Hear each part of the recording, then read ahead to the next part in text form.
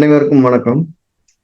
மதா பிதா குரு தெய்வங்களை வணங்கி எம்பெருமான் ஸ்ரீ உச்சிஷ்ட மகாகணபதியும் வணங்கிக் கொள்வோம்.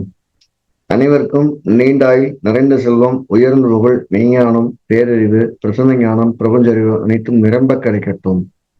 அனைவருக்கும் எனது மானசீகமான வாழ்த்துக்கள், மானசீகமான ஆசைகள். அனைவரையும் ஜிகாஸ்ட்ரோ அன்போடு வரவேற்கிறது.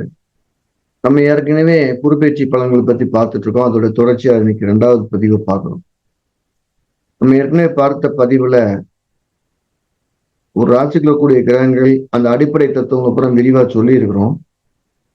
அதனால அதோடைய விடுபட்ட விஷய ராசிகளை மட்டும் கருத்துக்களை மட்டும் இதை சொல்ல போறோம். துளாராசிக்கு இந்த குரு பயிற்சி எப்படி இருக்கும் பார்ப்போம். துளாராசிக்கு குரு 10ல வர்றாரு.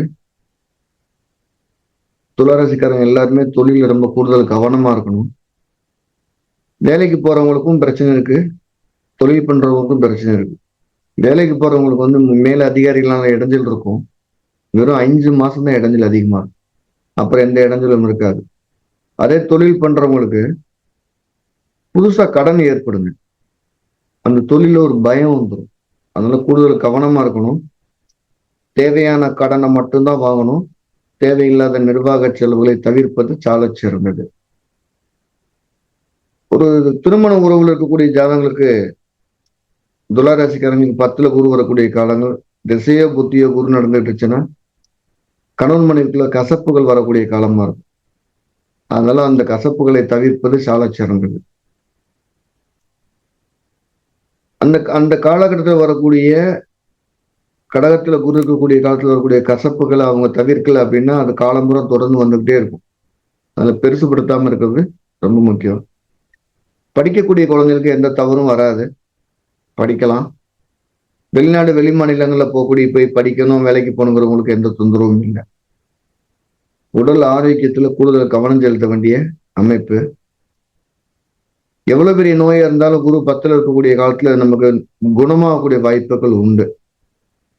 இல்லைன்னா நோயோட தொந்தரவு கொஞ்சம் குறையும், பயப்பட வேண்டாம். அதனால துளாராசிக்காரங்களுக்கு இது நல்லா இருக்கு. அடுத்து விருச்சிக ராசிக்காரங்களுக்கு இதுக்குள்ளே ரொம்ப சிறப்பா இருக்கக்கூடியது விருச்சிக ராசிக்கு.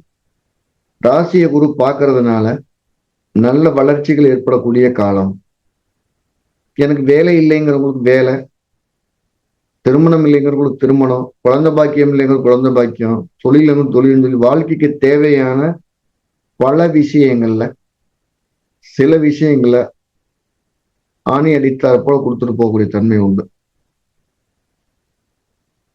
வாழ்க்கையில மிக முக்கியமான காலகட்டமாக அவங்க எதை கருதுனாங்களோ அதை கொடுத்துரும். அதுல விருச்சிக ராசிக்காரங்களுக்கு இது ஒரு அற்புதமான பொற்காலம்னு சொல்லலாம். ரொம்ப வருஷமா நான் படிச்சுட்டு இருக்கேன், படிப்பு முடிக்கலன்னு தவிக்கிறவங்களுக்கு இது படிப்பு முடியக்கூடிய காலம். படிச்சுட்டு ரொம்ப நாள் வேலை இல்லாம இருக்குன்னா வேலை கிடைக்கக்கூடிய காலம். திருமணமாய் நீண்ட நாளா குழந்தை பாக்கியம் இல்லை, அவங்க மருத்துவத்துக்கு போனா உடனடியாக குழந்தை பிறக்கக்கூடிய காலம். ஸோ விருச்சிக ராசிக்கு இது நல்ல இடத்துல இருக்கு. ஒருவேளை இந்த நல்ல காலத்துக்குரிய பலன்களை அவங்க அலட்சியப்படுத்தும் போது அதுவே அவங்களுக்கு பாதகமா வந்துடும். அதுல கூடுதலாக அவங்க கவனம் எடுத்து அந்த பலனை மேற்கொள்வது சிறப்பு. ஸோ விருச்சிக ராசிக்காரர்களுக்கு இந்த குரு பயிற்சி சிறந்த பலனை கொடுக்கணும். குழந்தை பாக்கியத்துக்கு வேணுங்கிறவங்களுக்கு நமக்கு 5ல சனி இருக்காரு, 9ல குரு இருக்காரு. அதனால உடனே குழந்தை கொடுக்காரு. அந்த மருத்துவத்தை மெல்ல அவங்க கொஞ்சம் கொஞ்சமா அதிகப்படுத்தி செய்யும்போது நல்ல விதமான ஒரு குழந்தை பாக்கியத்துக்கான காலங்கள் கிடைக்கும். வேலை வாய்ப்புகளுக்கு கவலை இல்லாமல் நல்ல வேலைகளை கிடைக்கும். அது ஒன்றும் பயம் இல்லை.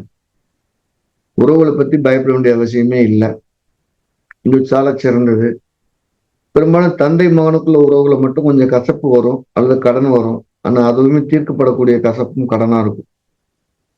அதுக்கடுத்து தனுசு ராசிக்காரங்களுக்கு இது 8ல குரு வரக்கூடிய காலம். நீண்ட காலமா இருக்கக்கூடிய ஒரு தொழில் அல்லது ஒரு நல்ல பெயர் நமக்கு குறையக்கூடிய வாய்ப்பு இருக்கு. நல்ல தொழில் பண்ணிட்டு இருந்தானா தொழில் குறையும். நல்ல பெயர் தான் அந்த பெயருக்கான களங்கம் ஏற்படும். நீண்ட நாள் வருமானம் தந்துட்டு இருக்கக்கூடிய ஏதேனும் வருமானம் தரக்கூடிய வகையினங்கள் குறையலாம். அவருக்கு ஏதேனும் ஒரு மன காயங்கள் ஏற்படுத்தக்கூடிய காலமா இருக்கும். தனுசு ராசிக்கு வரக்கூடிய இந்த குரு பயிற்சி அவ்வளவு வலிமையானதா இல்லை. அதே நேரத்துல மீனத்துல இருக்கக்கூடிய சனி இந்த தனுசுல இருக்கக்கூடிய சந்திரனையும் பார்க்கிறாரு, 8லயும் குரு இருக்கிறதுனால தெய்வீக வழிபாடு அதிகமா இருக்கும். குடும்பத்துடைய கவலைகள் ரொம்ப அதிகமா இருக்கும். மருத்துவ செலவுகள் ரொம்ப அதிகரிக்கக்கூடிய காலமா இருக்கும். பர்டிகுலரா பால்பிட்டேஷன், நுரையீரல், கொழுப்பு சம்பந்தப்பட்ட தொந்தரவுகள் அவங்களுக்கு நிறைய வர்றதுக்கான வாய்ப்புகள் உண்டு. இருதயத்தில் கூடிய படபடப்பு, அலர்ஜி, கொழுப்பு சம்பந்தமான நோய்களால பாதிக்கப்படக்கூடியவர்கள் வைத்திய செலவு அதிகரிக்கக்கூடிய காலம். ஆக தனுசு ராசிக்கு இந்த குரு பயிற்சி ஒரு வலுவானதாக இல்லை. ஆன்மீக மார்க்கத்தில் இருக்கக்கூடியவங்களுக்கும் தொடர்ந்து வேலை செஞ்சுட்டு இருக்கவங்களுக்கும் இது நல்ல ஒரு காலமா இருக்குங்கிறதுல மாற்று கருத்து கிடையாது. சொத்து வாங்கணும்னு நினைக்கிறவங்க சொத்து வாங்குறதுக்கான யோகத்தை அடையலாம். அதன் மூலயமா கடன் ஏற்படும், அந்த கடனை அடைக்க முடியும். அதுக்கடுத்து மகர ராசி. மகர ராசிக்கு ஒரு 7ஆம் இடத்துக்கு வர்றார், வந்திருக்கிறார். ஒரு நல்ல பலனை அவருக்கு அசைக்க முடியாத அளவுக்கு கொடுத்துட்டு போகக்கூடிய தன்மை இருக்கு. இந்த குரு பயிற்சி யாருக்கு ரொம்ப நல்லது பண்ணுது அப்படின்னா, முக்கியமா முதல் இடத்துல நிற்கக்கூடியது மகர ராசி, 2வது இடத்துல இருக்கக்கூடியது விருச்சிக ராசி. மகர ராசியில இருந்தாலும் லக்னத்துல இருந்தாலுமே மிகச்சிறந்த ஒரு பலனை இந்த குரு பயிற்சி அவர் கொடுத்துட்டு போகும். எல்லாருக்கும் சலனம் அடையக்கூடிய காலமா இருந்தா கூட அவங்களுக்கு சலனம் இல்லாத ஒரு வாழ்க்கையை கொடுக்கறதுக்கு தயாரா இருக்கு. ஒரு வேலையில் இருக்கிறாங்க அப்படின்னா அந்த வேலையில கூடுதலாக வருமானமோ நிரந்தர பணியோ கிடைக்கிறதுக்கான காலம். குழந்தைகளால நல்ல மனமீறி இல்ல குழந்தைங்க அடுத்த கட்டத்துக்கு வளர்றாங்கிறத கண்மூடா பார்க்கக்கூடிய சக்தி, பொருளாதார வளர்ச்சி, குடும்ப உறவு மேன்மை, உறவுகளுக்குள்ள இருக்கக்கூடியது. வர வேண்டிய சொத்துக்கள் இருக்கு அப்படின்னா அந்த சொத்துக்களை சங்கட்டம் இல்லாம பிரிச்சு கொள்ளக்கூடிய காலம். அதனால இது நல்லதான்னு கேட்டா ரொம்ப நல்லது. மகர ராசிக்காரங்க இந்த குரு பயிற்சி ரொம்ப நல்ல இடத்துல இருக்கு. அவங்க செய்யக்கூடிய முயற்சிகள் ரொம்ப தாமதமாக ஆகும். ஏன்னா 3ல சனி இருக்கிறதுனால முயற்சிகள் தாமதமாகும். கடுமையான வார்த்தைகளை கேட்கக்கூடியதாவோ சொல்லக்கூடியதாவோ இருக்கும். இந்த மகர ராசிக்கு வரக்கூடிய இந்த குரு பயிற்சியும் மற்ற கிரகங்களும் சேர்ந்து பார்க்கும்போது கடுமையான வார்த்தைகளை பயமுறுத்துற மாதிரி இருக்கும். இந்த குரு பயிற்சி முடியக்கூடிய காலங்கள்ல மன அழுத்தங்கள் அதிகமா ஏற்படும். அதனால மகர ராசிக்காருக்கு முதல்ல கூடிய 8 மாதம் ரொம்ப சிறப்பா இருக்கு. இந்த குரு பயிற்சியுடைய இறுதி காலங்கள் அவ்வளவு நல்ல விசேஷமா இல்லை. ஆனா வாழ்க்கையில் மிக முக்கியமான முடிவுகளை ஜாதகருக்கோ ஜாதகிக்கோ சாதகமா தரக்கூடிய குரு பயிற்சியாக அமைகிறது. முதலே சொன்ன மாதிரி குரு 5 மாசம் கழிச்சு சிம்மத்துக்கு போறார், போய் கேதை கூட்டிட்டு வர்றாருன்னு சொன்னோம். அப்ப குருவுடைய நகர்வு கடகத்துல இருக்க வரைக்கும் யோகத்தை செய்யறாரு.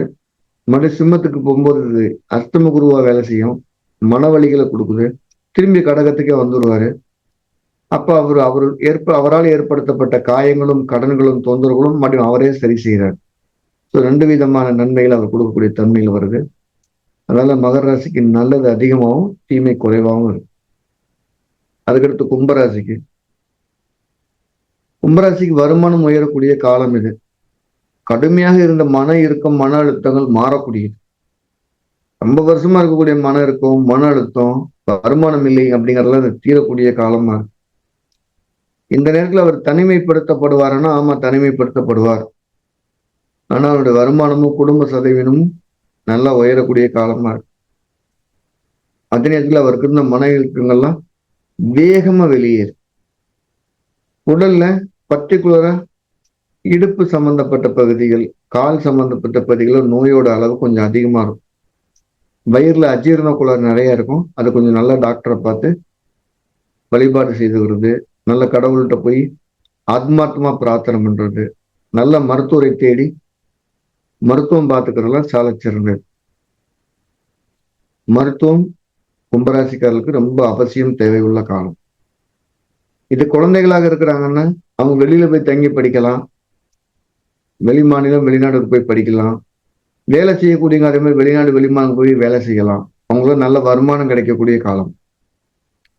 திருமண உறவு அப்படிங்கிற இடத்துல இவங்களுக்கு கும்பராசிக்காரங்களுக்கு ஒரு அற்புதமான காலம். திருமணத்துக்கான முயற்சிகளை செய்யலாம். அது குடும்ப விருத்தி ஏற்படும். இப்ப கும்பராசிக்கு நல்லா இருக்காங்க. கும்பராசிக்கு நல்லா இருக்கு. 60% நற்பலன்களும் 40% தீய பலன்களும் தான் சாத்தியக்கூடும். அடுத்து மீனராசிக்கு, மீனத்துக்கு குரு பார்வை இருக்கு. இந்த குரு பயிற்சி ரொம்ப நல்லது பண்ணக்கூடியது. முதல்ல மகர ராசிக்கு இந்த குரு பயிற்சி ரொம்ப நல்லது பண்ணும். 2வது விருச்சிக ராசிக்கு பண்ணும். மூணாவது மீன ராசிக்கு நல்லது. கடகத்தில் இருக்கக்கூடிய குரு இந்த 3 ராசிக்கும் தனது பார்வைகளால் அற்புதமான பொற்காலத்தை வழங்குகிறாருங்கள மாற்று கருத்து கிடையாது. இந்த மீன ராசிக்காரங்களுக்கு இது ரொம்ப நல்லது. வேலை இல்லாதவங்களுக்கு வேலை, ஏற்கனவே நோயோட அவஸ்தைப்படுறவங்க நோய் நீங்குதல், வீடு இல்லைங்கிறவங்க ஒரு வீடு, வாழ்க்கையோட முக்கியமான ஆதாரம் சொல்லக்கூடிய கல்வி, திருமண வாழ்க்கை, வேலை, வருமானம், இந்த 4ல் 2ஓ 3ஓ கட்டாயம் அந்த குரு அவங்க கொடுத்துட்டு போயிடுவார். சிறு குழந்தைகளா இருக்காங்க, அவங்களுக்கு நோய் இருக்குன்னா அந்த நோயில் குணங்கள் நிறைய வெளிப்படும், நற்குணங்கள் நிறைய தெரியும். விளையாட்டுத்துறை இருக்கவங்களுக்கு இது அற்புதமான காலம். மீனராசிக்காரங்களுக்கு விளையாட்டுல நல்ல பேர் கிடைக்கும்.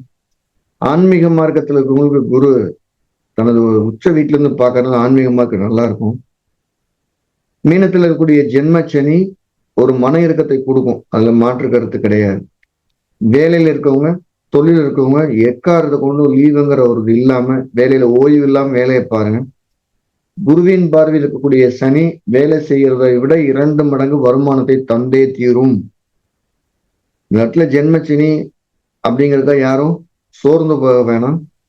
மீனராசிக்காருக்கு இந்த ஜென்மச்சனி கடகத்துல குறுக்கக்கூடிய காலங்கள் ஒரு பொற்காலமான சனியாக இருந்துட்டு போகும், அதுல மாற்று கருத்தே கிடையாது. ஒரு நல்ல வாழ்க்கையை தர்றதுக்கான தயாராயிட்டு இவ்வாறு குரு இருக்க போறாரு. இந்த குரு பயிற்சி பொதுவாகவே பார்த்தீங்கன்னா ஒரு 5 மாசத்துக்கு தான் கடகத்துல குரு வேகமா இருக்காரு, ரொம்ப சிறப்பான பலனை தர தயாராக.